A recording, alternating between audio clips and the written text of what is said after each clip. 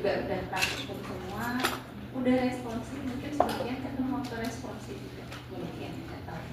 Yang penting udah selesai gitu ya, responsifnya sudah tinggal fokus sama iya Pak. AKS gitu. Pokoknya sama tugas ya, masih ada tugas juga. Tapi kelas ini udah selesai hari ini. Oke, hari ini kita akan, sorry suara saya mau agak gini. Biasanya nggak kayak gini, percaya. Apa namanya? Anda minggu kemarin mempelajari apa dengan Pak Adam? Metabolisme asam amino. Metabolisme asam amino. Asam amino dengan nukleotida itu gimana hubungannya? Prekursornya. Gimana hubungannya? Which one comes first? Asam Yang amino. mana yang lebih dulu? Asam amino. Asam amino dalam hal apa? Sintesis. Kenapa? Ya. Kan asam amino. Betul ya. Jadi kalau kita bicara, saya ngerti maksudnya ada. Kalau kita bicara tentang informasi genetik, ya, sebenarnya nukleotida dulu kan ya diterjemahkan ya DNA, RNA, baru protein jadi asam amino. Tapi kenapa waktu biosintesis kita bicarakannya Prekursor. asam amino dulu? Kenapa? Masih ingat nggak kemarin? Prekursor. Ya, karena asam aminonya jadi prekursor untuk nukleotida. Kalau minggu lalu Anda pusing nggak? Ini lebih pusing lagi. Ya, tapi nggak apa-apa. Ya, nggak semua yang pusing-pusing itu harus dipikirin, ya kan? Nggak semua harus di-memorize. Yang penting Anda tahu prinsip dasarnya, konsep dasarnya itu ya. Oke. Ini nanti kalau ada pertanyaan silakan kapan saja bisa diinterupsi. Anda sudah bisa akses materinya kan ya di laptop. Jadi ini nanti kita akan mempelajari, kemarin udah asam amino dan hem, yang sekarang adalah nukleotida. Nah, baru nanti minggu depan itu adalah lipid bukan ya? Lipid udah ya? Belum, nah lipid baru kemudian metabolisme terintegrasi. Nah, kayaknya emang habis UTS ini susah-susah semua sih. Iya betul Bu. Betul ya. Nanti tapi pas metabolisme terintegrasi harapannya Anda bisa punya equal view gitu ya. Jadi connectivity antara satu dengan yang lainnya. Sumpah Ya belajar. walaupun tetap mumet ya. Saya biokim juga berjuang sekali. Tapi nanti setelah mungkin agak lama, maksudnya kayak gini tuh nanti baru ketahuan agak lama. Oke ya. Nah, nanti kita selain membicarakan mekanisme biosintesis nukleotidanya, jadi mencakup biosintesis juga katabolismenya, tapi memang katabolismenya tidak terlalu major di sini. Nah, juga nanti akan membicarakan kaitannya dengan kalau ada kelainan dengan metabolismenya, berarti kemungkinan penyakit apa. Nah, ini beberapa dari Anda, salah 2 kelompok sudah membuat presentasi terkait itu gitu ya, nanti silahkan disimak, mungkin bisa saling melengkapi dengan apa yang disampaikan tadi ini ya. Oke, ini ada 4 subtopik. Jadi pertama nukleotida itu sendiri, kemudian sintesisnya, nah, kemudian deoksiribonukleotida. Nah, kalau nukleotida sama deoksiribonukleotida ini hubungannya apa? Hubungannya apa? Yang deoksi itu yang apa ya? Ya? Kenapa? Apa? Kehulangan satu gugus. Nah, perannya di mana? Deoksiribonukleotida. Ya, betul ya. Nanti kita akan lihat di situ. Nah, kemudian nanti tadi ya kelainan metabolisme atau keterkaitan dengan kalau ada kondisi-kondisi tertentu. Nah, pertama dulu nukleotida. Nukleotida itu apa aja? Ini udah luar kepala. Piring. Nah, tapi sebelum ke sana, mungkin Anda masih agak ini kita ingat bersama ya bahwa kaitannya kalau Anda bicarakan nukleotida kan langsung ke asam nukleat. Ya, asam nukleat itu apa aja? Ya ini ya. Jadi ya monomer dari apa? DNA, RNA gitu ya, termasuk juga di situ gitu ya. Yang sering sekali keliru, bukan keliru, mungkin cuman salah ucap aja mungkin ya, adalah asam nukleat dan asam amino. Jadi Anda sering bukan Anda mungkin, ada yang sering terbalik monomernya monomernya asam amino itu monomernya siapa? Nah, sering kebalik istilah itu gitu ya. Tapi saya yakin di sini insya Allah nggak ada yang kebalik lagi ya. Ada istilah nukleotida, nukleosida, nukleobase, AMP, ADP, ATP, DAMP. Ini kali ini Anda kemarin sudah familiar ada di mana? Ada di siklus mana-mana ya, dengan burumi ya kayaknya ya. Oke. Kalau nukleotida yang disebut nukleotida yang mana ini? Kalau kita lihat ini dulu. Ini apa? Yang biru. General termnya aja. Oh, itu malah khusus, lebih khusus. Oh ya. Jadi bahasa ya, bahasa nukleotidanya, bahasanya ya. Kemudian ini kimia organik ya, dapat semua ya. Gula ya, gula. Kemudian ini Fosfat. Di sini ada berapa fosfatnya? Dari fosfat ya. Jadi di sini adalah gugus fosfat, ini adalah gulanya, dan ini adalah basanya. Ya, nanti kita lihat yang disebut nukleotida itu mana, nukleosida mana, nukleobase yang mana. Ya, jadi tadi sudah kita bicarakan bahwa nukleotida adalah monomer dari asam nukleat. Asam nukleat itu mana? Itu tadi ya, kita sudah bicarakan DNA, RNA. Nanti kalau lebih jelasnya lagi standpoint DNA, RNA, gen dan lain sebagainya, nah itu ada di mana nanti kita pelajari di biologi molekuler ya di semester depan. Nah, selain dia, kalau tadi yang saya sebutkan asam nukleat, DNA, RNA berperan pada apa berarti? Informasi genetik ya. Nah, selain itu ya, tapi tidak kalah pentingnya nukleotida ini ya, itu juga merupakan karena tadi ada ATP ya dan lain sebagainya, mereka adalah pembawa energi ya. Nah, juga sebagai beberapa komponen dari koenzim. Nah, ini enzim Anda sudah hatam juga sebelum TS ya, dan dipelajari juga. Ya, jadi ini ada beberapa. Nah, ini ATP, ini ATP. Nah, ini apa? Kemarin apa? Betul ya, pembawa gugus metil ketika ada penambahan pada biosintesis kemarin apa? Asam amino. Dan NAD+, FAD, UDP, glukosa, koasetil dan lain sebagainya. Ya, ini semua ya. Jadi tadi ada komponennya adalah basa nitrogen ya. Sifatnya adalah planar, aromatik, heterosiklik. Planar itu apa maksudnya? Datar. Dalam satu bidang datar, aromatik Melingkar. ini ya apa? Aromatik apa? Indikatornya apa?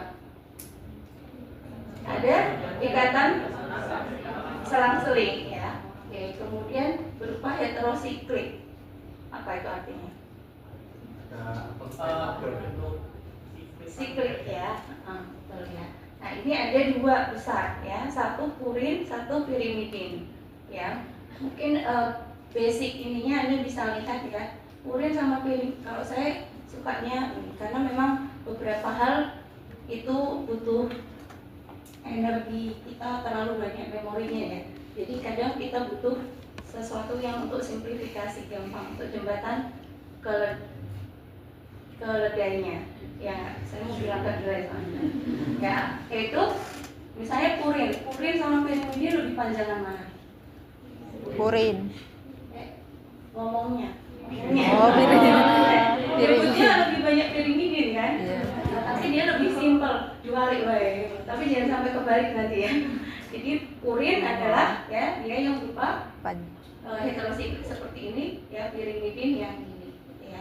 Penomorannya ini nggak akan balik ke kimia organik ya, tapi Anda bisa lihat di sini 1 2 3 4 5 6, di sini sampai 9. Nah, nanti posisinya ini dia yang akan berikatan pandai bulannya pada posisi posisi yang berbeda. Oke, nah ini jadi purin apa saja Anda masih ingat? Adenin, Adenin guanin. dan guanin, ya. Kemudian pirimidin, sitosin, timin, dan urasil, ya. Oke, masih ingat kenapa ada urasil? Urasil ini ada di mana? DNA. Nah, ini sekali lagi, ya. Jadi selain kalau yang 5 ini berarti yang perannya dalam apa? Informasi genetik, ya. Tapi apakah hanya ini saja? Enggak, ya. Jadi ada beberapa yang lainnya, misalnya ada selain 2 tadi ada hipoksatin dan santin. Jadi nanti yang sudah buat slide untuk presentasi itu pasti sudah familiar sekali. Nanti kita lihat di sini juga. Itu ya, itu contoh kita membicarakan tadi satu aspek yaitu basa nitrogennya. Kemudian yang kedua adalah gulanya, ya. Gulanya di sini berupa pentosa. Pentosa artinya apa? 5C, ya. 1 2 3 4 5 di sini, ya. Nah, bisa dalam berupa 2 bentuk. Tadi teman Anda sudah bilang, oh, kehilangan 1, ya, gugus hidroksilnya di sini, ya. Jadi ini adalah ribosa, ini adalah deoksiribosa. Nah, yang disebut nukleosida, ya, tadi adalah ikatan antara basa dengan, bukan ikatan, molekul, ya, yang terbentuk dari antara siapa dan siapa ini? Basa dengan gulanya. Itu adalah nukleosida, ya. Nah, caranya bagaimana? Misalnya kalau purin di sini dia C1 dengan N9, ya, sedangkan yang pirimidin tidak digambarkan di sini C1 dengan N1, ya. Nah, ikatannya disebut dengan ikatan N-glikosida. Nah, ini adalah nukleosida. Kalau nukleosida bagaimana? Ya, ini dengan adanya tambahan gugus fosfat, yang bisa mono, di atau tri, ya. Nah, di sini fosfatnya bisa berikatan pada C3 ataupun C5, dan ini membentuk yang namanya nukleotida. Jadi beda satu huruf, beda, ya. Nukleosida tadi antara basa nitrogen dengan gulanya. Nukleosida ditambah gugus fosfat menjadi nukleotida, ya. Nah, ikatan apa di sini, ya? Jadi ada ikatan dengan fosfatnya di sini, yaitu pada ujung 5. Nah, ini nanti ada esterifikasi, penambahan fosfat dan seterusnya. Nah, jadi kalau berdasarkan tadi, ya, penamaannya bisa apa istilahnya, di breakdown itu, ya, turunannya.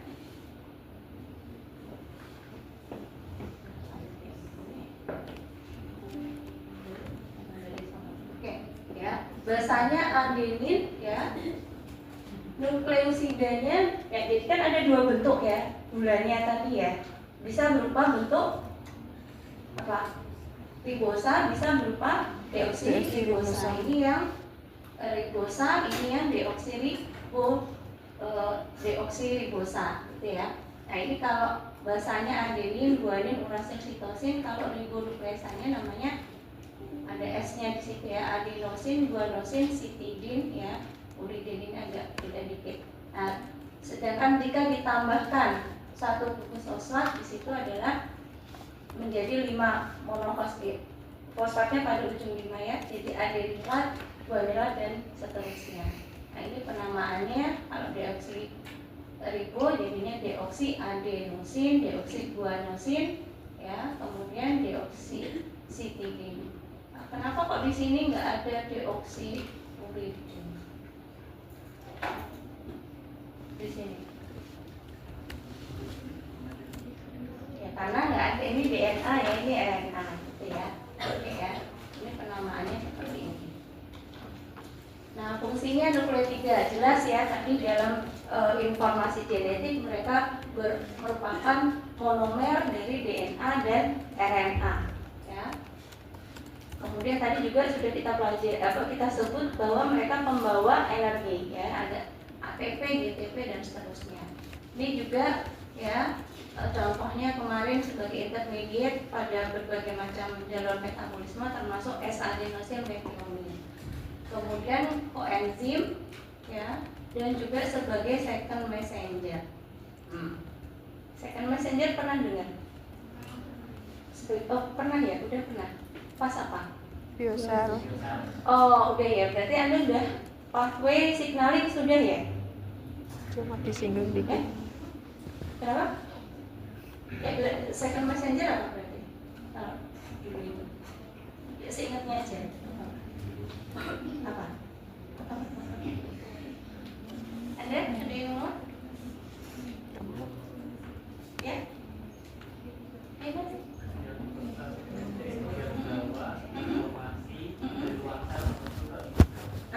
Ya, jadi intinya itu yang disebut signaling.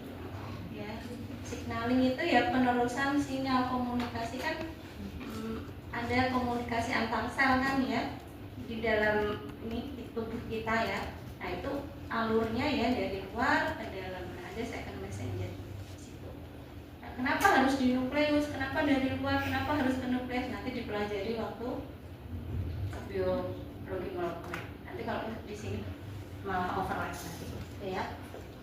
Oke, jadi intinya Anda di biokimia ini adalah mempelajari apa ya, bendanya, material yang terlibat nanti ya. Nanti di biologi molekuler nanti akan lebih ke tadi signaling komunikasinya. Tapi apa saja yang terlibat itu dipelajari di biokimia ini. Nanti ada membran sel, membran sel itu apa aja, tahu kan udah ada di sini. Ya. Oke, nah kemudian ini juga berperan dalam reaksi enzim. Oke, kita lihat ini untuk yang biosintesisnya. Nah ini udah mulai masuk bagian yang Oke, tapi intinya yang Anda harus ingat ya, ada dua jalur in general ya. Ada yang namanya de novo dan ada yang namanya salvage. Kalau dari namanya itu apa toh? Salvage itu apa? Pernah dengar apa? Salvage, salvation apa? Judul lagunya apa? Kalau de novo itu sudah ada sebenarnya di sini. De novo itu artinya apa? Ada yang tahu? From scratch ya. Jadi atau kalau ini saya hasil Google juga kemarin. Kalau secara Latinnya karena saya nggak bisa bahasa Latin ya. De novo dalam istilah Latinnya adalah from the beginning, jadi dari awal, from scratch. Sedangkan kalau salvage asal katanya apa? Ya tadi salvation ya Bang. Rescue, penyelamatan ya. Jadi dia recycle sebenarnya gitu ya. Nah, jadi kira-kira kalau yang buat dari awal from scratch sama yang recycle perlu energi lebih banyak yang mana? From scratch ya. Anda kalau beli apa ya? Masak mie aja ya. Ya. Yang oh enggak ini kayaknya terlalu pancake, buat pancake.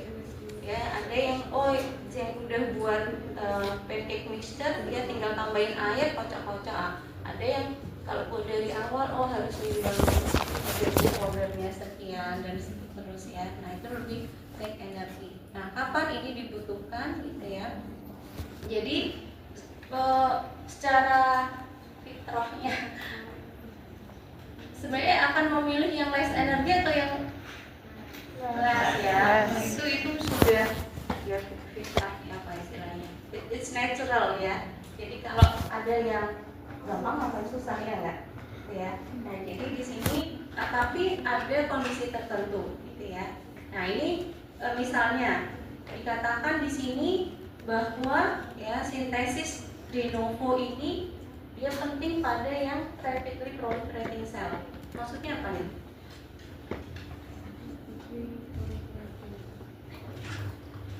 Kenapa?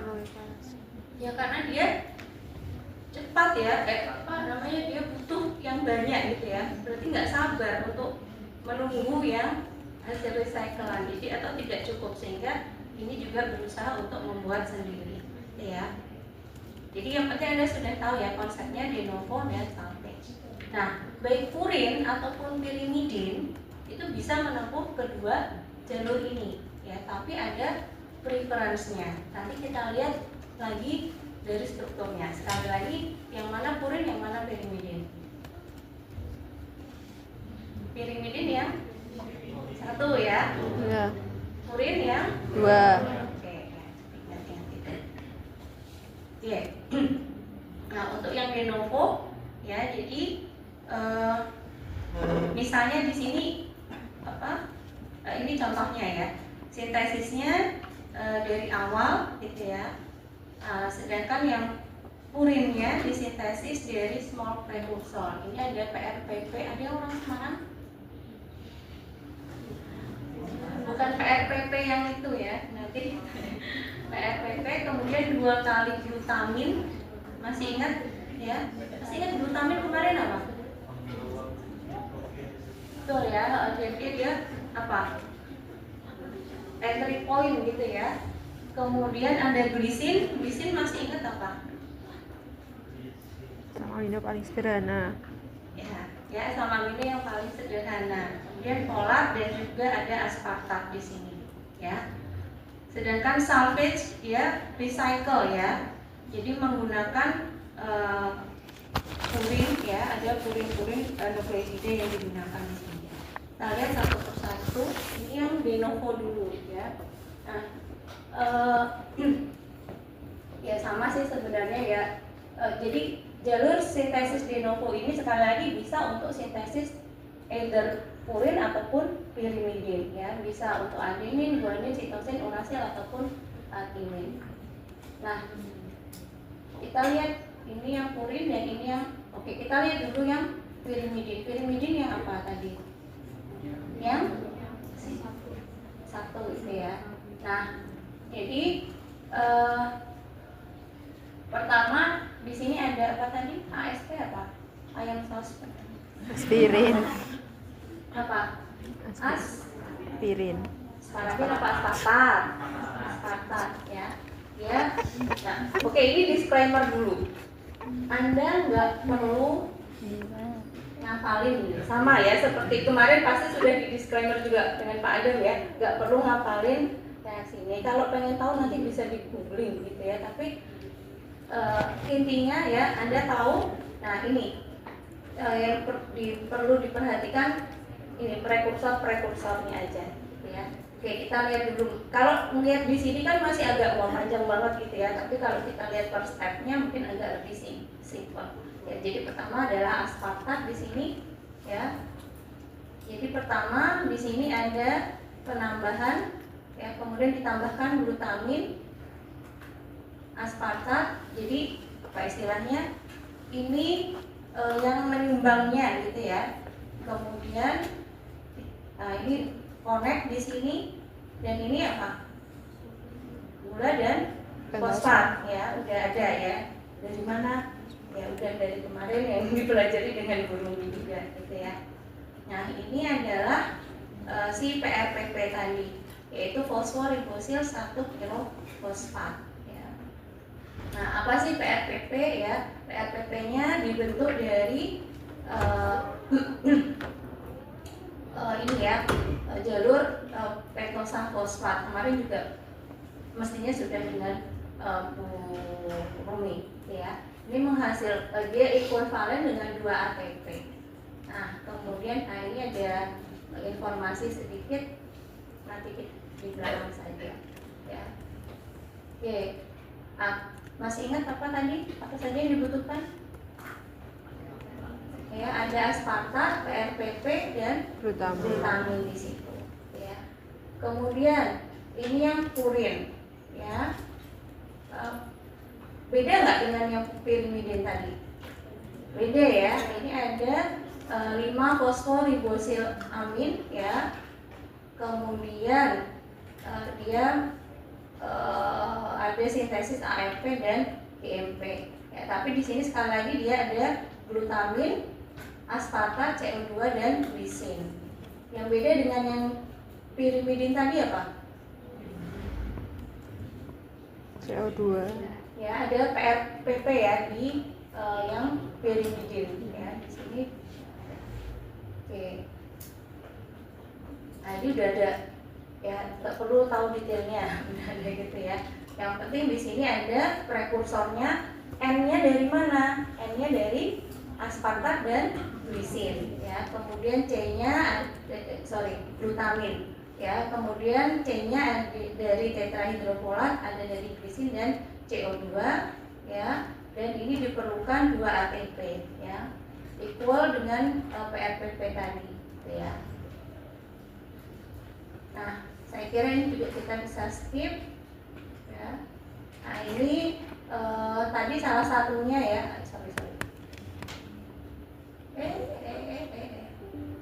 salah satunya tadi ya ada dia membentuk 5 fosforibosil amin, sehingga di sini disebutkan ya. Jadi ini adalah awalan untuk membentuk dari purinnya. Di sini glutamin sebagai donor N-nya. Oh ini masih juga diaktifasi oleh PRPP, sorry ya. Ini salah, bukan ini PRPP ya, bukan PPRP. Oke. Nah ini karakteristiknya. Jadi untuk yang purin ya ada 5 fosforibosil amin, sedangkan yang pirimidin tadi ada karbamyl aspartat. Walaupun tadi nggak secara jelas ya, pada slide tidak terlalu jelas. Saya kira ini bisa kita skip.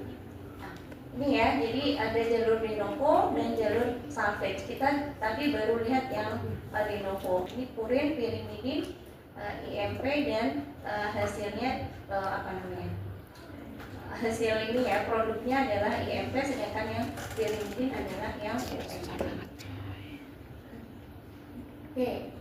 Sekarang kita lihat yang salvage ya. Salvage di sini ya yang pertama adalah prosesnya adalah reversible ya. Sekali lagi salvage ini apa tadi? Recycle ya. Ya, di sini ada satu enzim penting yang saya kira perlu Anda ingat, karena ini akan muncul lagi di beberapa mata kuliah ke depan ya. Ini adalah yang namanya hipoksantin guanin fosforibosil transferase. Namanya panjang banget, tapi Anda tinggal ingat aja HGPRT. Ya, nanti ini karena spill aja ya. Anda pernah dengar istilah antibodi monoklonal?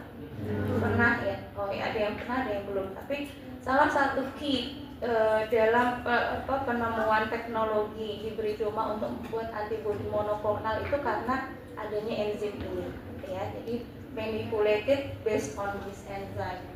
Ya, jadi nanti mungkin akan muncul di misalnya di imunologi atau di bioteknologi, gitu ya.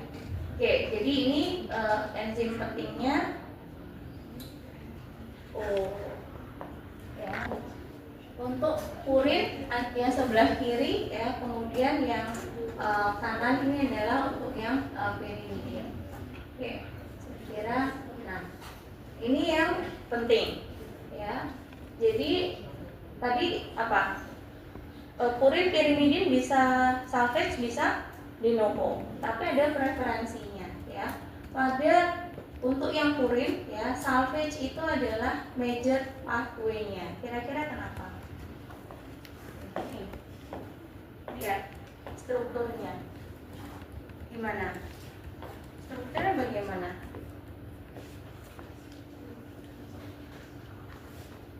Compare dengan ini gimana? Ini terus ditambahkan kan ya? Iya kan? Sehingga make sense nggak sekarang? Iya. Make sense kan ya? Jadi yang ya ditambahkan gitu ya. Sedangkan yang pirimidin yang struktur sederhana ini dia major pathway-nya adalah de novo gitu ya. Wis itu aja yang diingat, penting kalau itu gitu ya. Jadi untuk yang de novo bahasanya disintesis, kemudian ditambahkan pada ribosanya ya. Dan tadi produk akhirnya apa? Masih ingat? Dia adalah UMP ya. Ingat-ingat apa? Gampangnya apa? ya UMP gitu ya, Universitas Muhammadiyah Purwokerto.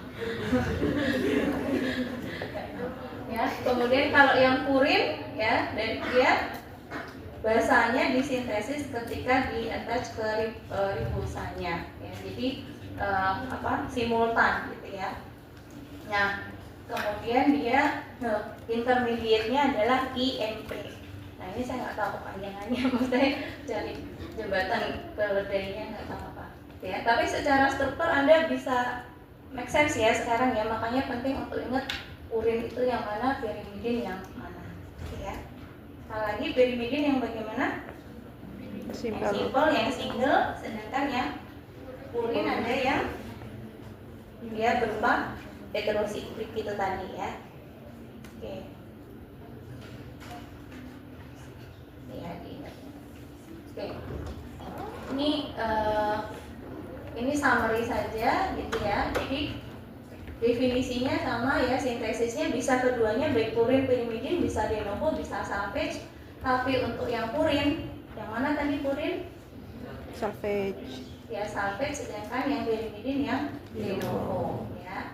Di sini dikatakan lebih simple, tapi dia butuh energi lebih banyak karena from scratch ya. Sedangkan yang untuk yang purin tadi ya kompleks ya, ada penambahan gitu ya. Tadi dia parameter intermediate-nya UMP dan IMP. Oh sorry, tadi yang involvement-nya bukan PRPP ya, pembedanya adalah glisin ya.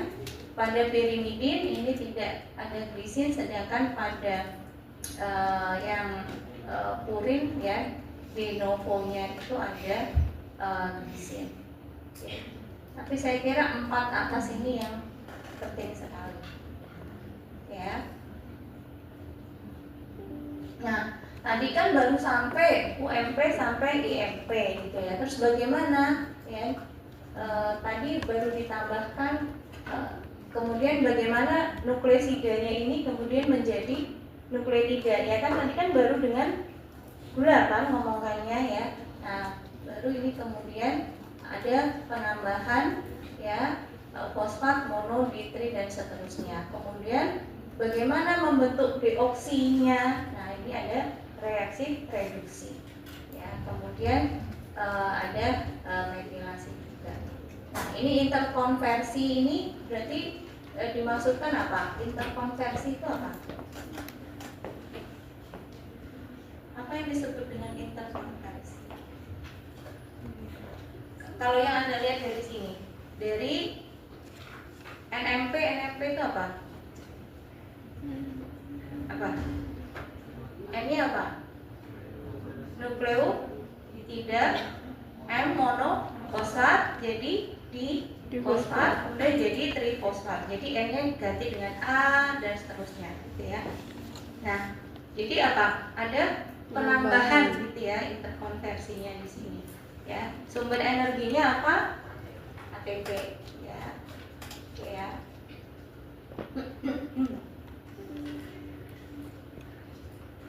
Kemudian, nah ini masih sama ya, jadi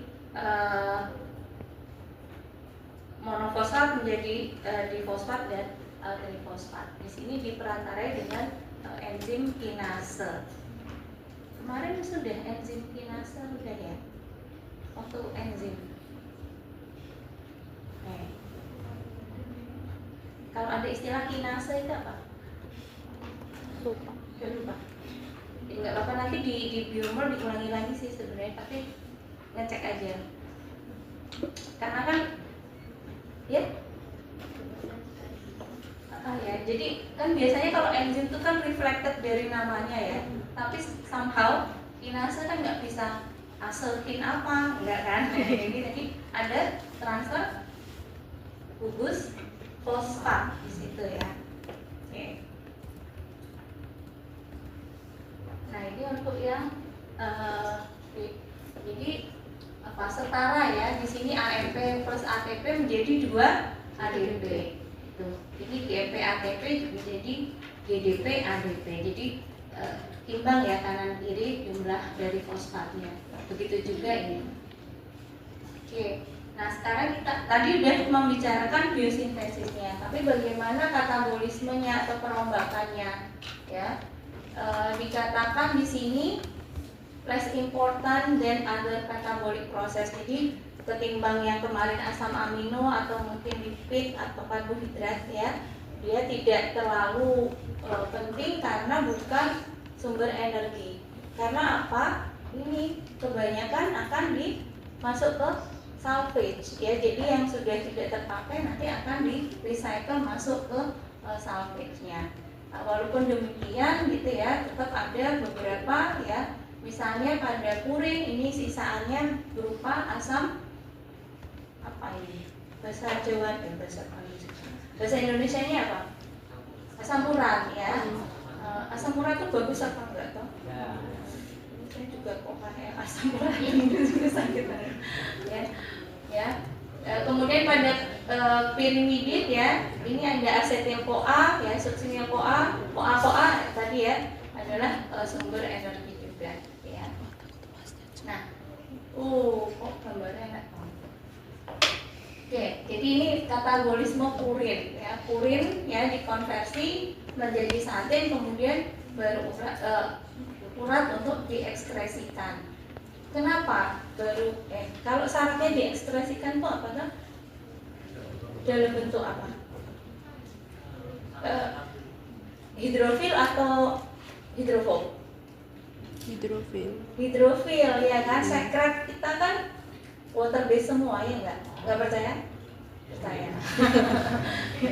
Ya, jadi harus makanya di dalam bentuk obat ini nanti kita. Ya. Kemudian ini yang katabolisme dari pirimidin, ya. Ini mungkin nanti lebih banyak nanti kalau kita bicarakan dengan clinical correlation-nya, ya. Ya, sekarang tadi sudah nukleotida, kemudian deoksiribonukleotidanya gimana? Ya, jadi sebenarnya patternnya itu sama antara untuk ribonukleotida maupun yang deoksiribonukleotida. Jadi itu degradasinya. Kalau biosintetik pathway-nya semuanya sama, hanya untuk ribonukleotida habis itu diapain? Reduksi, gitu ya. Jadi jadi yang deoksiribonukleotidanya ya disintesis dengan reaksi reduksi dari corresponding ribonukleotida, gitu ya. Jadi tidak terlalu Anda nggak perlu belajar 2 kali di sini. Nah, enzim apa yang mengkatalisis reaksi reduksinya itu? Ini adalah namanya ribonukleotida reduktase. Nah, kalau ini bisa kelihatan, ya, nama enzimnya, implied activity-nya, ya. Oke, nah ini kalau ini nggak apa-apa, ini cerita penemuannya dulu, ya. Kalau ada tuh, ini ya, ribonukleotida reduktase, ada S-nya berapa? Kenapa ya? Berarti ada lebih dari 1. Oke. Namanya ini adalah nama generik untuk umumnya, tapi untuk masing-masing corresponding nukleotida berarti dia masing-masing, gitu ya. Oke. Nah, ini contohnya.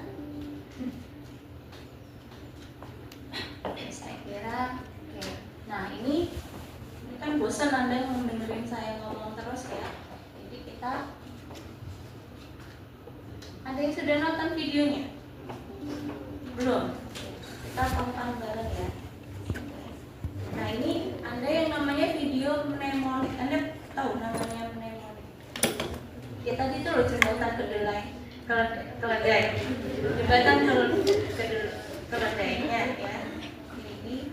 Saya putar sekali aja, ya, nanti kita lihat bersama-sama.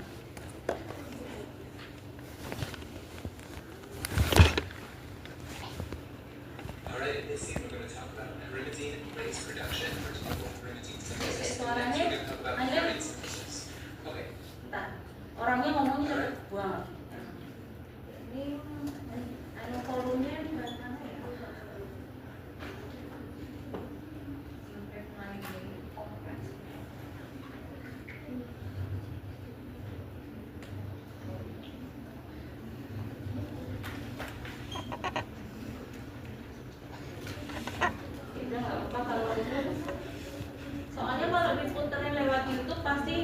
ngomong kayak gitu loh. Soalnya maksudnya apa? Keputus-putus. Jadi di sini udah duluan tapi kan nggak ada subtitlenya, tapi nggak apa-apa. This scene we're going to talk about pyrimidine race production.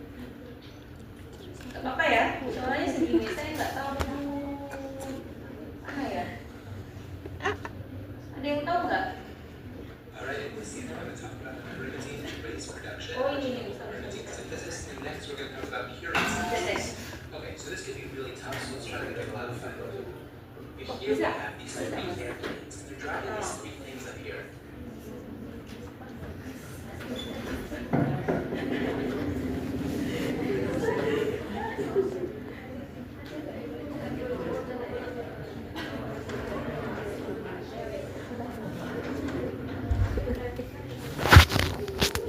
Nakawala kan?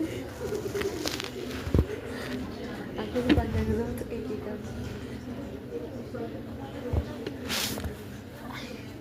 Okay, so this could be really tough, so let's try to make it a lot of fun. But here we have these three airplanes, and they're driving these three. Alright, in this scene we're going to talk about pyrimidine race production, or de novo pyrimidine synthesis, and next we're going to talk about purine synthesis. Okay, so this could be really tough, so let's try to make it a lot of fun. But here we have these three airplanes, and they're dropping these three things up here. They're dropping these three things, and these three things are going to be the precursors for de novo pyrimidine synthesis and de novo purine synthesis. Let's explain. So over here, this airplane is dropping rye bread. This rye bread over here, rye bread for ribose. Ribose 5-phosphate. And you can remember it's 5-phosphate because there are 5 different compartments of this bread.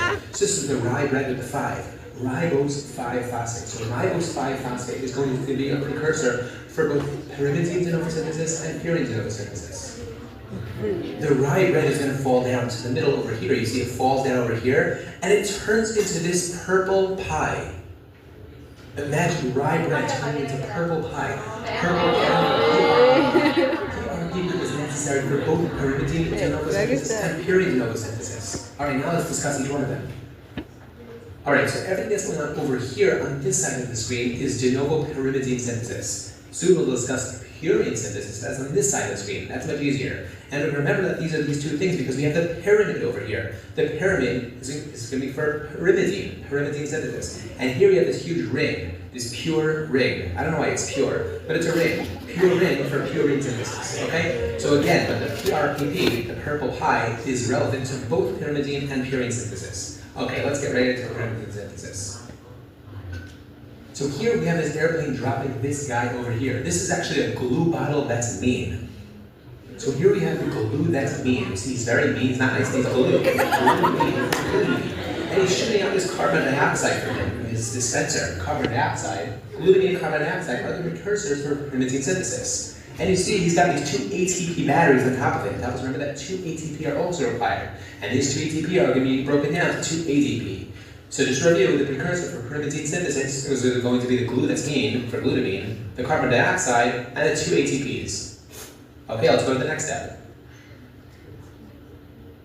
So the glue that's mean goes ahead, and he's converted. You gotta imagine this in your head. If you imagine your head, it will stick, I'm telling you. It's converted into this fossil car. It's a fossil car. Car for carbonyl, and fossil for phosphate. Carbonyl phosphate. Glutamine is converted to carbonyl phosphate. Don't worry about the asparagus yet. I'll tell you what that is for. How is glutamine converted to carbonyl phosphate? How does it happen? Well, you can see it went through this sign over here. Sign for synthetase. And shoe, there's a shoe on the side for 2. Synthetase 2. Carbonyl phosphate synthetase 2. That's how glutamine is converted to carbonyl phosphate. What happens to carbonyl phosphate now? Carbonyl phosphate combines with asparagus. You have to imagine this in your head. Imagine the carboxyl combining with asparagus. Asparagus for aspartate. And the aspartate and the carbonyl phosphate come together and they produce an ore. An ore with acid dripping from it. The ore with acid, for orotic acid. So again, let's review. We have the glutamine being converted to carbonyl phosphate, which is then converted through the addition of aspartate to this orotic acid, this ore with acid on it. You can imagine a leaf and a flute coming in and exploding here, trying to stop this conversion. Tell us, remember that a leaf flute or leflutamide inhibits this step. What happens next? Tadi ada penambahan apa? Leflutamide kira-kira. Satu apa? Pernah dengar? Obat apa kira-kira? Fenfluramid. Googling siapa?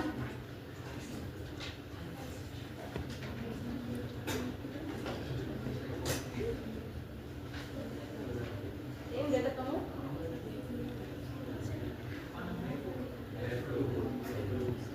Ya? Obat tadi ya. Berupa apa? Ya udah nggak apa-apa. Jadi suatu obat gitu ya. Jadi ini bisa digunakan mungkin nanti ada yang saya lupa ini di kelas ini bukan ya. Itu juga ada yang oh ini terapinya termasuk salah satunya ada beberapa agen gitu ya. Tadi apa maksudnya di yang sudah paparan kita diskusikan tadi tidak muncul sama sekali. Dia inkorporasi di sini. Oh ada beberapa obat yang juga bisa mentarget reaksi ini. Ya, ulangi dari aspek sampai sini dari sini. Coming in and exploding here, trying to stop this conversion. Help us remember that the leaf flute or leflunomide inhibits this step. What happens next? It is where things start getting really fun. So we have the ore with the acid on it. And it combines, you have to really imagine this in your head. The ore with the acid and the purple pie come together and they explode into a camel hump. It's not full of camel, just a hump. Here's the hump. Hump for UMP. This helps us remember that orotic acid combines with PRPP to make a UMP. UMP, hump for UMP, by the enzyme UMP synthase. Then we have the hump over here. The hump is converted into underpants. Hump to underpants help us remember that UMP is converted to UDP. And now two fates can happen. There are two things that can happen to the underpants. The underpants can be converted to dirty underpants for DUDP. And this is done by the enzyme ribonucleotide reductase, represented by the ribred on the red ox. Ribred on red ox, ribonucleotide reductase. So I guess somehow this ribred on the red ox made the underpants over here dirty. Or the underpants can be converted into a catapult. There's a catapult over here in the pyramid. Catapult for CTP. And the reason why it's in the pyramid and it's not going anywhere else is because that is the final product in that pathway. Keep CTP. But DUDP can continue. What happens to the DUDP? So again, there was hump for UMP that was converted to UDP, and then you had the DUDP. And then DUDP can be converted into DUMP, dirty hump. That's why we have this dirty camel hump over here. And just to help us remember that hydroxyurea can inhibit this step, we'll have the hydrant urinating on this red ox over here. Now remember that hydroxyurea inhibits this step. Okay, so what happens to the camel hump? The DUMP is then converted into DTMP. So here's the hump being converted into the dirty temple over here. Imagine a camel hump that's dirty being converted into a dirty temple. DTMP. Now this is the most complicated part of the entire de novo pyrimidine and purine synthesis. And it's not as simple as the camel hump, the dirty camel hump being converted into the dirty temple. But there's a whole process that has to happen for this to happen. And that's what's going on over here. Let's take a look. So when the dirty hump is converted into the dirty temple, what happens is that there's this leaning thief over here. This thief is leaning down, lean for methylene THF. Methylene THF for leaning thief. And that's converted to a dirty hoof. That's why we have this dirty hoof over here for DHF. The DHF is converted to a regular thief, THF. Now there are two enzymes that we need to be aware of for this. So for the dirty hump to be converted to the dirty temple, we need a fine leaf over here. Remember, the thymidylate synthase. And for the dirty hoof to be converted into the thief, we need dihydrofolate reductase, represented by the two hydrants over here on top of the red ox. Two hydrants on red ox for dihydrofolate reductase. The MPTs over here exploding are helps remember the three inhibitors of dihydrofolate reductase. M for NTX, T for TFP, and P for pyrimethamine. And the 5C over here, exploding on the leaf, has helped us remember the inhibitors of thymidylate synthase. 5 for 5-FU, and C for cabazitaline. Alright, that was it for pyrimidine synthesis. Now let's talk about purine synthesis. So as we said, ribose 5-phosphate was necessary for both de novo pyrimidine synthesis and purine synthesis. Let's talk about purine synthesis.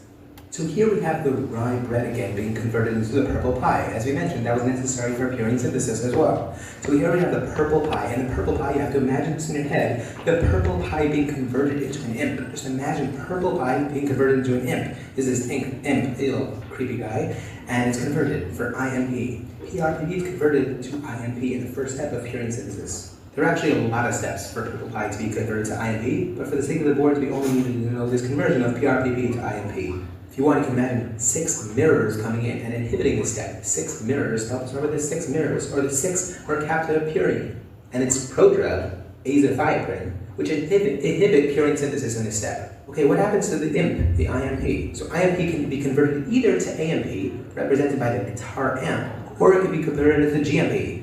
And for this, you can imagine the IMP turning into a GIMP. He's handicapped, a GIMP for GMP. And for this, imagine a microphone for mycophenolate inhibiting this step, as well as a rabbit for ribavir. Okay, that's our scene on de novo pyrimidine and purine synthesis. I hope you enjoyed. Alright, you take care.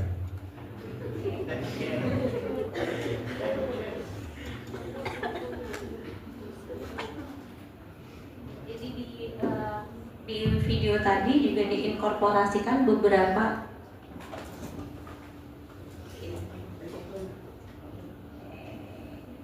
matinya gimana?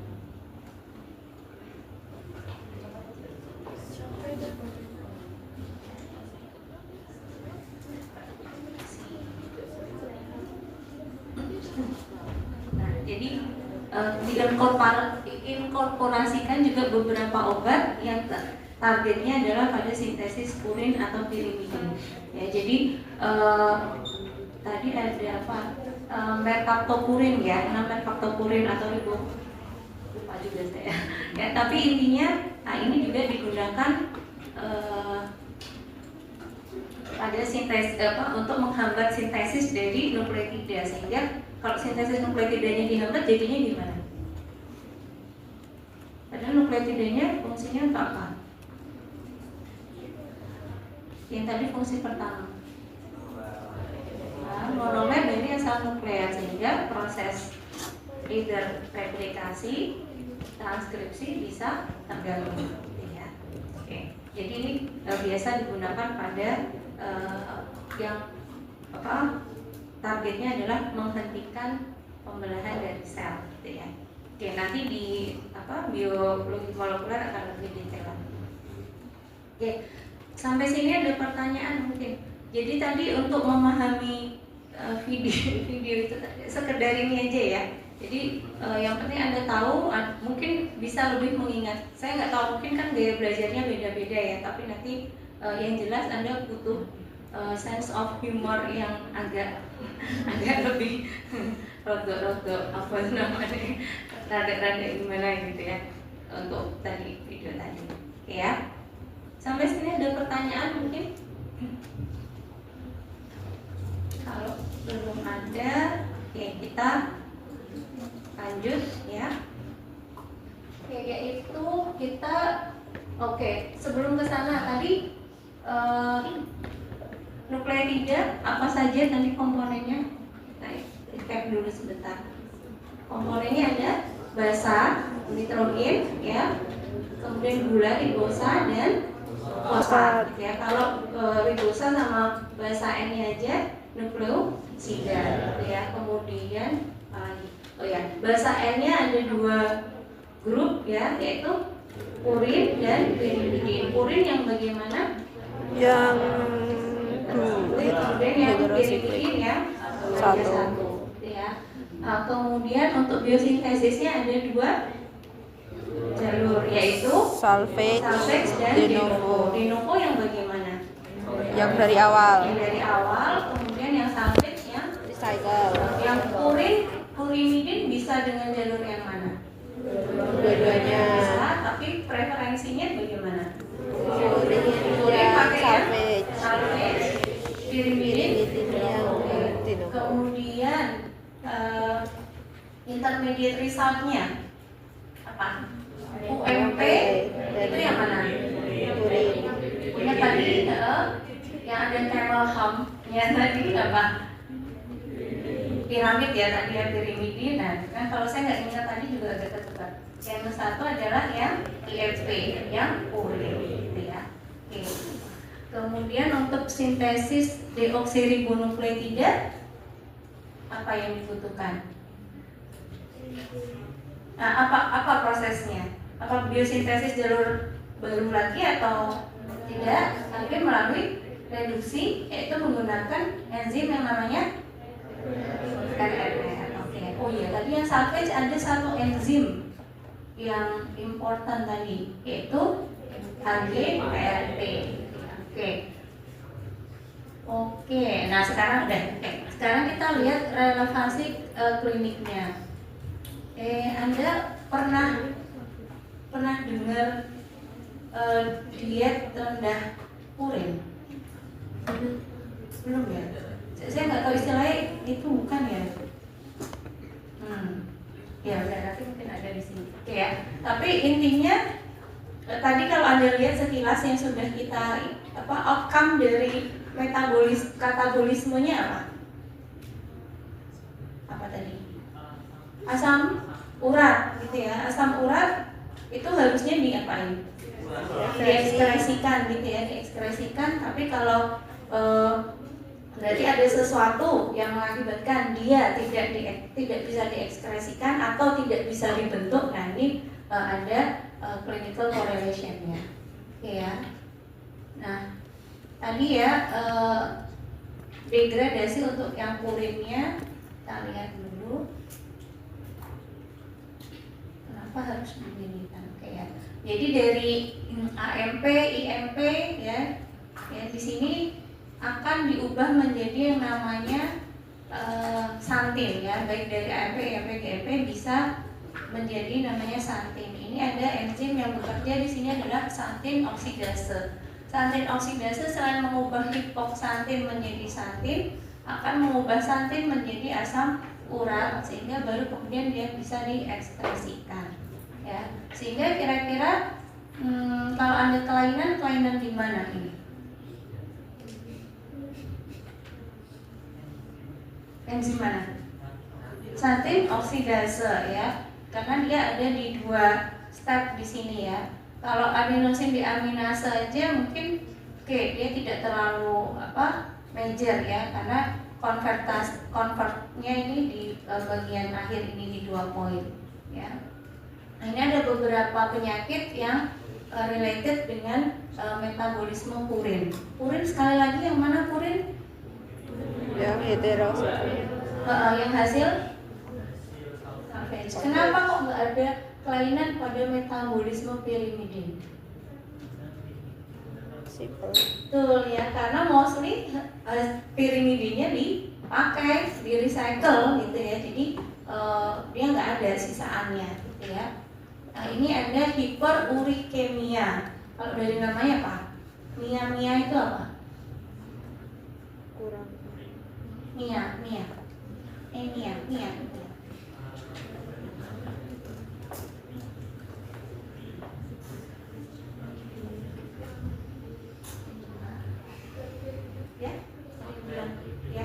Jadi apa di dalam darah gitu ya.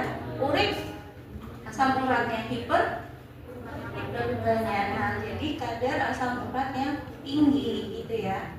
Nah, kemudian gout bahasa lainnya apa?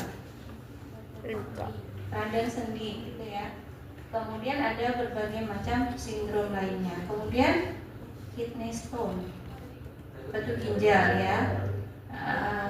Nah, kita lihat juga. Ini kaitannya karena dengan sekresinya ya. Kemudian severe combined immunodeficiency atau kalau ini memang dia spektrumnya luas gitu ya. Salah satunya ini bisa kaitannya dengan ini juga, tapi mungkin kita lihat satu-satu. Oke ya, ini jadi ada, nah ini dulu diingatkan Prodi bahwa kadang mungkin ada yang menganggap sensitif. Di sini oke semua kira-kira? Ya kalau nanti pokoknya ini masing-masing ya. Nah, hiperurikemia tadi ya, kadar asam uratnya itu harusnya dia ini ada normal plasma levelnya ya. pada laki-laki maksimal adalah 7, perempuan 6, ya. Kenapa gitu ya, metabolismenya beda ya. Nah, kalau lebih dari 7 mg per desiliter, nah ini dia dikatakan sudah masuk kategori hiperurikemia. Makanan apa yang banyak mengandung purin? Kalau mungkin kalau mengandung purin, tapi apa yang orang yang asam urat sering pantangannya? Ya, kacang-kacangan, melinjo, ya. Apa emping ya? Sering banget ya kalau pas lebaran mesti ada emping melinjo terus kayak. Apa lagi? Ya, jeroan, betul ya. Ya, sop kaki kambing, hati-hati kalau mungkin ya. Ya, nah itu ya. Nah, ada 2 macam untuk hiperurikemia ya. Yang pertama adalah kira-kira primer dan sekunder. Kalau primer berarti apa? Defect inek itu apa? Bawaan ya, berarti memang ada kelainan pada metabolismenya dari orang itu sendiri. Bisa jadi mungkin dia kekurangan enzim tadi ya, santin oksidase ya, salah satunya. Sedangkan yang sekunder ya, dia urinnya tinggi gitu ya, karena bukan dari bawaan tapi mungkin dari gaya hidupnya, termasuk tadi makan dan juga misalnya mengkonsumsi obat-obatan yang bisa mengakibatkan tingginya urin ya. Ini ya. Nah, itu yang hiperurikemia. Kemudian GOUT ya. GOUT itu jadi masih, nah udah kan saya udah bilang ya tadi ya. Jadi GOUT ini ada tadi ya, asam uratnya gitu ya. Ketika dia kemudian terdeposisi gitu ya, dia bisa membentuk kristal gitu ya dalam bentuk garam gitu ya. Nah, kemudian kalau dia ada padat join apa? Sendi ya. Nah, itu bisa mengakibatkan rasa sakit dan adanya inflamasi juga ya. Nah, di sini bisa Anda lihat seperti ini. Nah, kenapa kok sakitnya di sendi gitu? Kira-kira kenapa? Iya, karena ya memang itu sendi ada selanya ya, sehingga ya kalau ada suatu yang presipitat di situ akan terasa sekali gitu ya. Nah ini bisa adanya apa? Jadi bisa sampai ini kemarin Pak Rizal cerita, katanya Pak Rizal ada kayak gitu kemungkinan. Ya. Oke, treatmentnya apa ya? Nah, ini karena tadi ada inflamasi, Anda bisa lihat ya di sini bengkak ya. Nah, ini kemudian diberikan colchicine misalnya, dia mengurangi inflamasinya, tapi tidak mengobati penyebabnya gitu ya. Nah, sedangkan kalau yang dikasih agen urikosurik, apa ini? Uriknya for asam uratnya, uriko apa? Ya, biar bisa disekresi lewat urin ya. Ini meningkatkan ekskresi asam uratnya. Contohnya ini ada obat namanya probenecid. Kemudian allopurinol. Nah, ini Anda kayaknya banyak yang familiar ya. Dia menghambat sintesis asam uratnya karena misalnya terjadinya karena peningkatan ya, kan peningkatan asam uratnya. Nah, kemudian mungkin asam uratnya harusnya kan semuanya bisa diekskresikan, nah, tapi tidak bisa, ya udah yang dihambat adalah sintesisnya ya. Nah, kemudian ini jadi kalau yang ini adalah mengatasi simptomnya, sedangkan ini dia meningkatkan ekskresinya. Nah, ini kausatifnya. Nah, kemudian pencegahannya ya, ini adalah diet rendah purin ya. Ini tadi ya, yang tinggi purin adalah apa nih?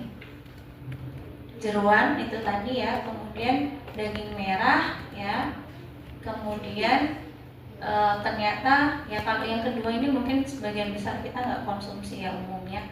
Kemudian ada ini tadi ya kacang-kacangan dan juga yang ini yang hijau ya. Jadi ada asparagus, kemudian spinach apa? Bayam dan kembang bahasa lainnya apa tuh? Kembang kol ya, dia agak hijau tapi juga masak ya. Dan ini jamur. Ini kesukaan saya semua. Ya, tapi kalau asparagus nggak mahal ya. Asparagus kayaknya seumur hidup belum pernah masak asparagus. Ya, jadi ini ya yang perlu diperhatikan. Ya. Di sini malah melinjo kok nggak masuk ya. Ini soalnya apa? Referensi luar. Di sana mereka nggak ada melinjo gitu ya. Nah ini kita bisa tambahkan di sini ada melinjo ya. Sebenarnya masuk ke kacang-kacang. Oke.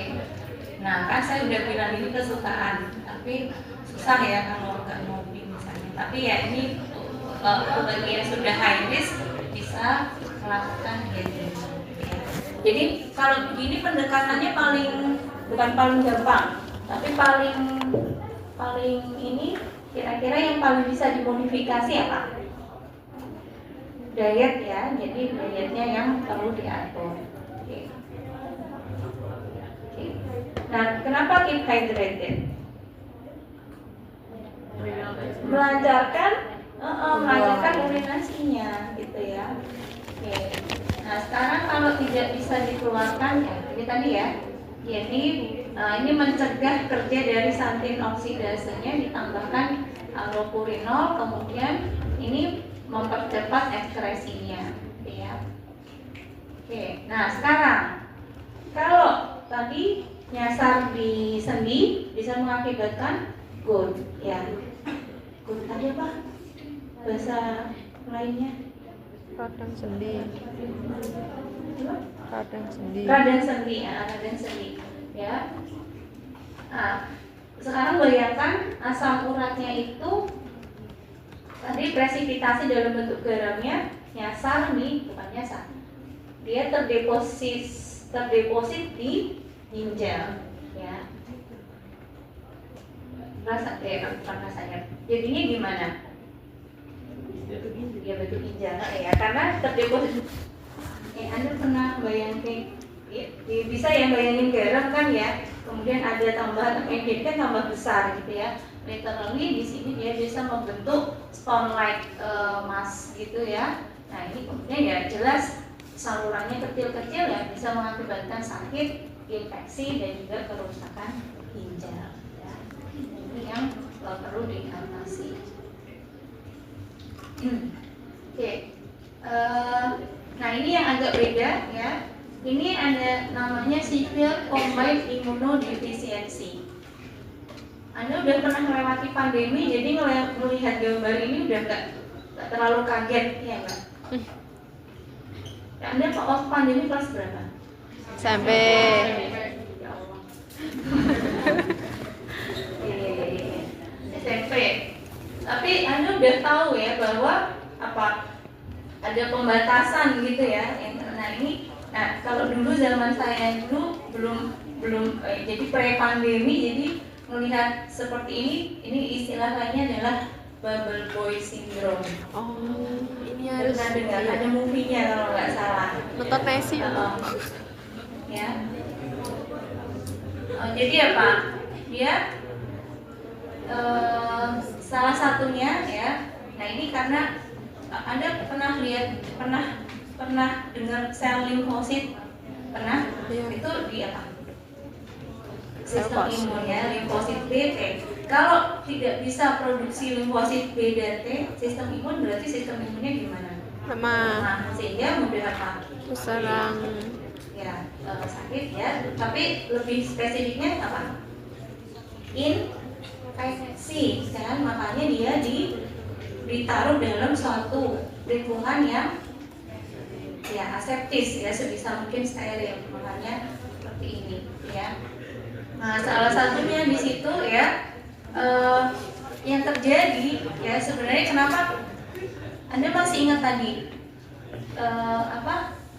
highly proliferating cell, ya kan? Itu dibutuhkan apa? Nukleotida dibutuhkan oleh highly proliferating cell karena apa?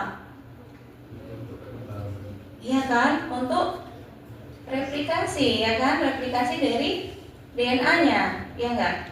Ya. Ketika saya ngomong replikasi, Anda masih nyambung?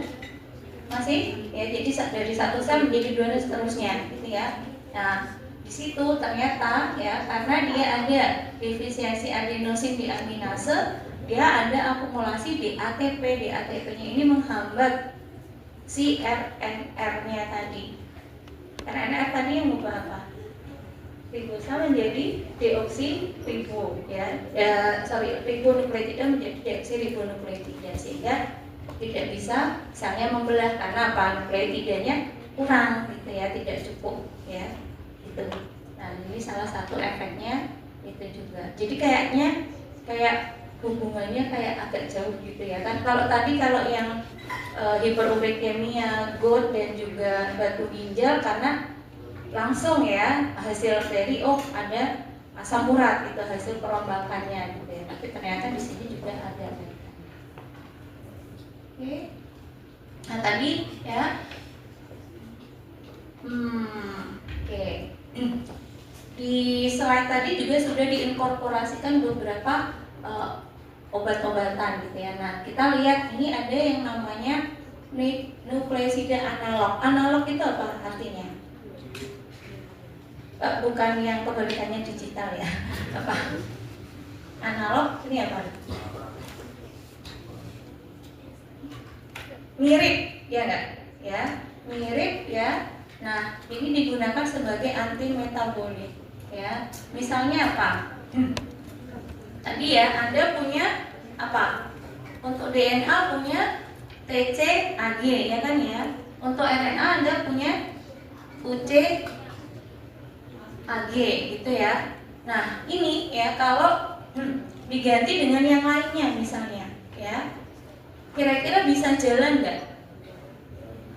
Proses, nah ini mau nggak mau agak ngomongkan sedikit gitu ya dengan proses apa namanya replikasi ya, kemudian juga transkripsi ya.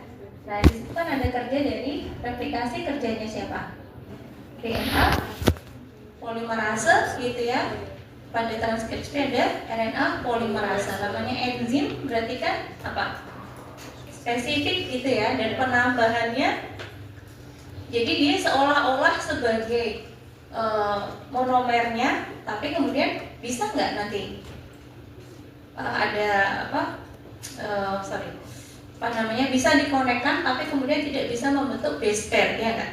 Ya sehingga di situ nanti akan terhenti, makanya disebut dengan dia sebagai anti metabolik ya. Jadi ini inkorporasi ke dalam DNA RNA mengakibatkan misreading sehingga ya proses replikasi tidak bisa berjalan, proses transkripsi tidak bisa berjalan, atau juga bisa langsung menghambat DNA polimerasenya, ya.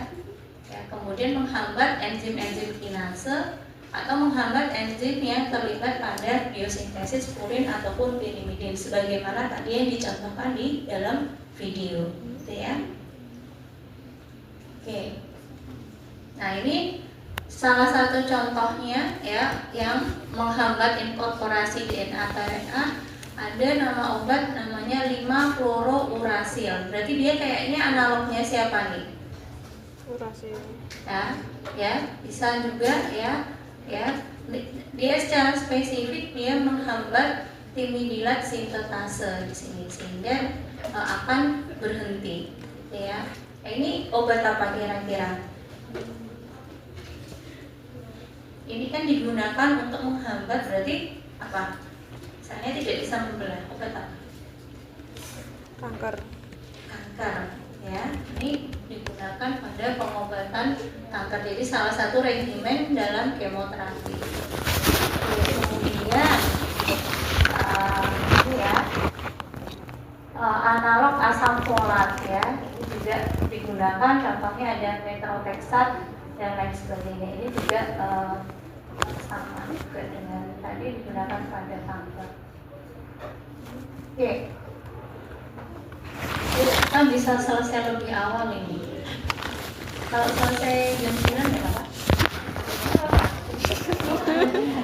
Bisa sarapan dulu setengah jam lumayan ya. Oke, jadi tadi kita summary dulu terminologinya. Nukleobase apa saja bahasanya? Ada purin, ada pirimidin. Nanti purin yang bagaimana, pirimidin yang bagaimana, purin apa aja, pirimidin apa aja itu saya kira perlu diingat. Ya, kemudian nukleosida, basa nitrogen dengan gula. Gulanya berupa Ribosa. Kemudian kalau ditambahkan glukosa dia menjadi Nukleotida. Ya, basanya ada purin, pirimidin. Gulanya ribosa ataupun deoksiribosa.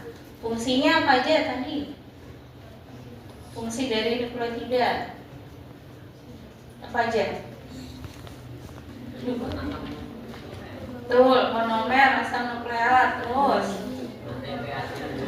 sumber energi, terus koenzim, kemudian cycle messenger ya.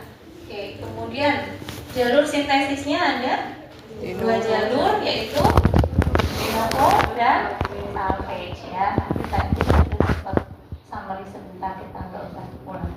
Nah, clinical correlation-nya ya, ada beberapa penyakit. Tadi apa aja penyakitnya? Hiperurea kimia. Penyakitnya asam urat nih, itu istilah orang awam. Ya, jadi hyperuricemia dia tapi asam urat itu ya asam urat ya, nggak apa-apa. Ya, jadi kalau mahasiswa farmasi UGM jadinya nyebutnya Hyperurea. Tapi kita menerangkan itu maksudnya apa. Ya, nanti ujiannya bisa sama obatnya. Asam urat, bukan mbak itu.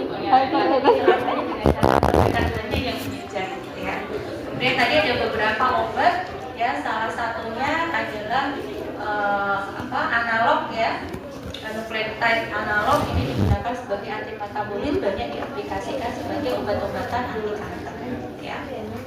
Oke, ada pertanyaan?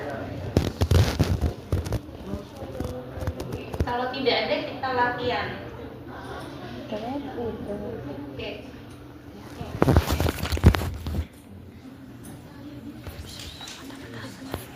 Salah satu istilah yang muncul ketika membicarakan asam nukleat adalah nukleosida. Apa yang menyusun molekul tersebut?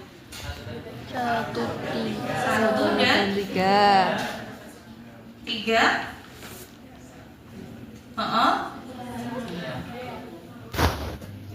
Terus? 2 juga karena butuh ikatannya ya, ikatan N glikosida. Ya, hati-hati jangan terjebak di sini. Kalau ditambah 4 dia adalah Nukleotida. Nah, Anda merasa aneh nggak melihat soal ini? Ini saya mau cerita. Ya, kalau saya hilangkan kalimat pertama, ya, Anda bisa ngerjakan nggak? Kalimat pertama, salah satu istilah muncul kita bicara asam nukleat adalah nukleosida. Apa yang menyusun molekul tersebut? Kalau kalimat pertama hilang, bisa ngerjain nggak? Nggak bisa.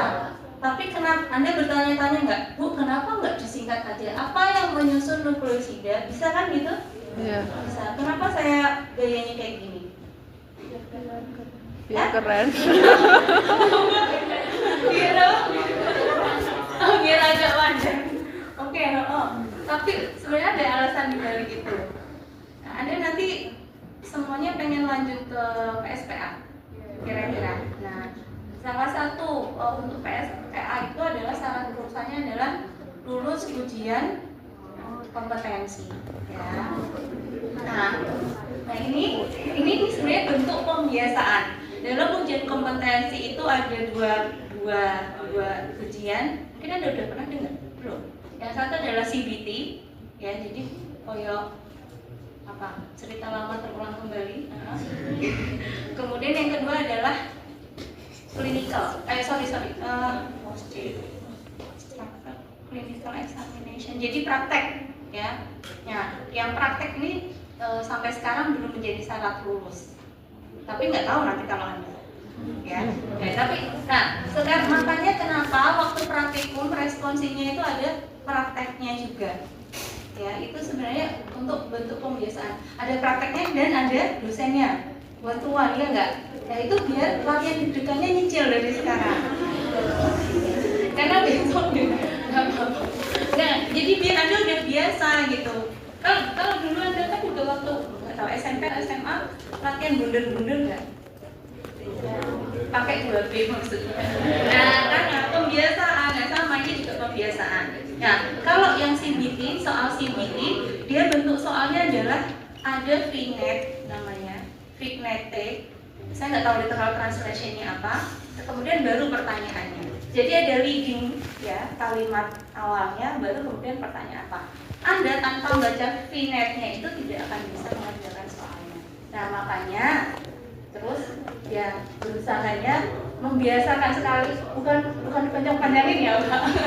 Tapi nah ini gitu ya, paham ya sekarang ya, maksudnya kalau tidak semuanya juga dibuat seperti ini, tapi mungkin ada lagu dawa kayak mungkin disimpelkan bisa gitu. Tapi intinya seperti itu ya. Oke, udah ya, ini clear.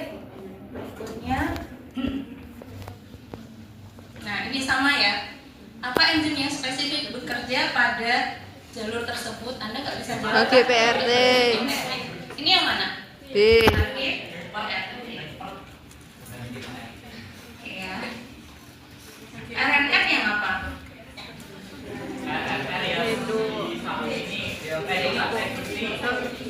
Ribosa, ribonukleotida menjadi ribonukleotida. Ini pasti nggak akan keluar sama persis loh, jadi Anda ya enggak? Iya, Oke. santai. Oke, ini ya.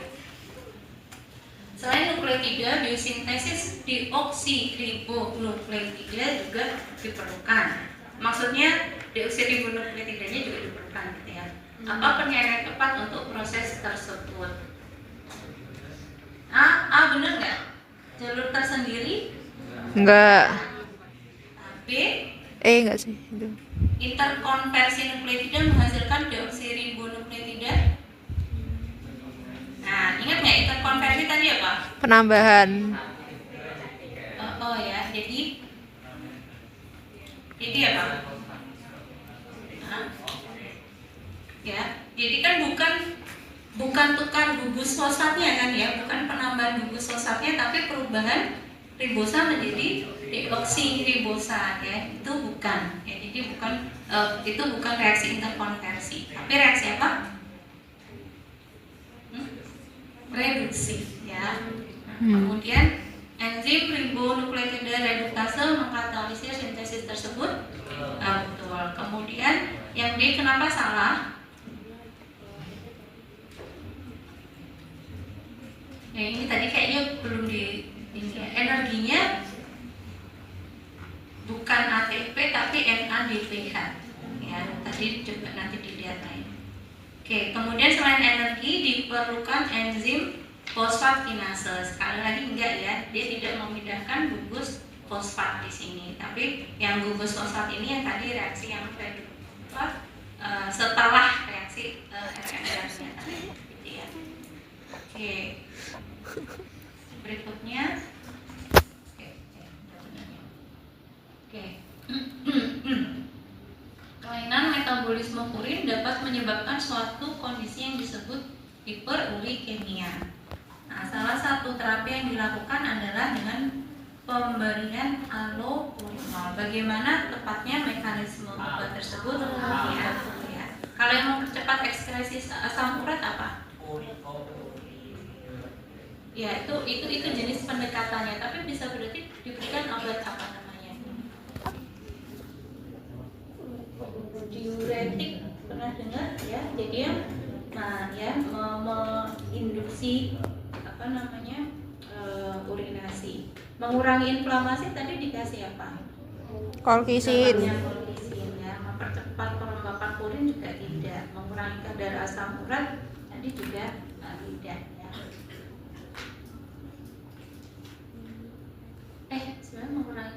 sempurna iya, tapi caranya ya, mekanismenya ini gitu ya. Ini hasilnya. Nah ini soal yang paling ya, tapi kan nggak ada kan soal tipe ini ya. Oke, sekarang yang mana? Proses katabolisme nukleotida tidak sepenting proses lain, betul nggak? Benar. Sebagian nukleotida yang sudah tidak dibutuhkan akan masuk ke jalur de novo sama karena harusnya Phosphatase ya. Ya, udah. Ternyata itu aja. Ya. Jadi nanti soalnya ya kira-kira seperti Dapat. Aku kirim semua ya. pertanyaan sekarang ini? Berapa soal? Ada yang belum presensi tadi? Sudah semua?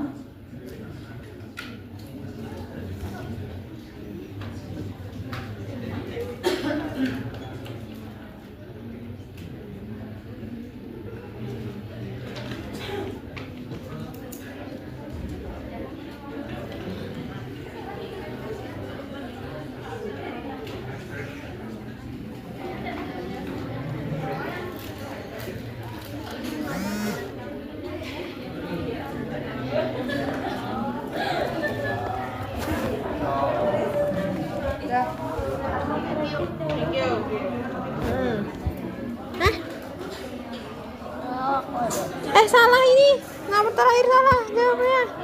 Harusnya C nggak sih? Iya, C. Benar salah kan? Tapi Tiga C. A D C A C. ada C aja. ADC aja kan? Ya. Sama.